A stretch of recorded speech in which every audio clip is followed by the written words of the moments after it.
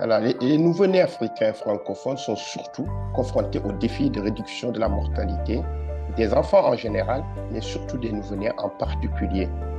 Et on sait que ces pays sont surtout fragilisés par la faiblesse du système de santé, l'insuffisance des ressources, que ce soit matérielles et en ressources humaines, mais également des problèmes de gouvernance, de fiabilité du système de santé et de qualité des soins.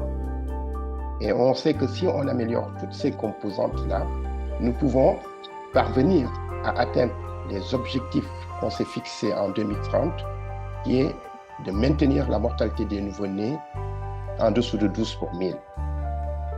Voilà. Dans notre contexte, les défis que nous confrontons sont souvent de trois côtés. Il y a d'abord le côté des nouveau-nés, le côté des mères et familles, il y a le côté du personnel infirmier, le côté médical.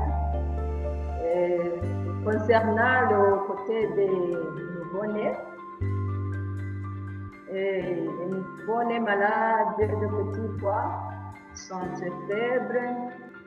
Alors, pour le personnel, il y a ceux qui n'ont pas beaucoup de connaissances, il y a ceux qui n'ont pas été formés, surtout ceux qui viennent récemment, les nouveaux engagés. On doit les apprendre avec les mères. C'est une tâche très difficile pour les infirmières. Voilà, la boîte à outils de mise en œuvre pour une plateforme digitale en accès libre qui a été conceptualisée par l'ES 360 et l'UNICEF avec l'appui de divers partenaires tels que l'OMS, l'USAID, Save the Children, PAF, l'Association africaine de néonatologie, l'Association internationale de pédiatrie, pour ne citer que cela. Son contenu est aligné sur les 8 piliers du système de santé et centré sur la famille. Elle est destinée à divers acteurs de la santé néonatale, tels que les professionnels de santé, les organisations internationales et non gouvernementales, les ingénieurs biomédicaux, les universitaires, les financiers qui sont les bailleurs de fonds, mais également les familles. Dans cette plateforme digitale, on y trouve des ressources telles que des informations générales, des documents de lecture, divers outils et des sessions d'apprentissage très compréhensibles. Et actuellement, il y a 300 personnes qui travaillent, qui sont membres de cette communauté. Il y a plus de 4500 utilisateurs, plus de 750 ressources et pratiquement presque 150 pays ont accès à cette plateforme digitale qui est essentielle pour la survie de nos nouveau-nés. Salut, je m'appelle Cynthia, je suis parent, je suis maman. J'ai 2 fils. J'habite à Harare, la capitale du Zimbabwe. Pour garantir des soins de qualité, il faut donner aux parents les moyens de participer activement aux soins du nouveau-né. Les soins centrés sur la famille sont essentiels pour fournir des soins de haute qualité aux nouveau-nés. La boîte à outils de mise en œuvre pour les nouveau-nés contient de nombreux outils, ressources et lectures qui favorisent l'engagement actif des familles dans la prestation des soins aux nouveau-nés.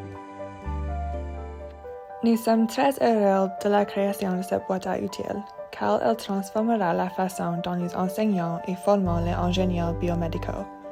En effet, trop souvent les équipements de soins aux nouveau-nés se retrouvent dans des cimitères d'équipements, et par extension, nous perdons trop de vies de nouveau-nés. Ainsi, la formation des ingénieurs biomédicaux leur permettra de développer les compétences nécessaires à la réparation et à l'entretien des dispositifs de soins aux nouveau-nés.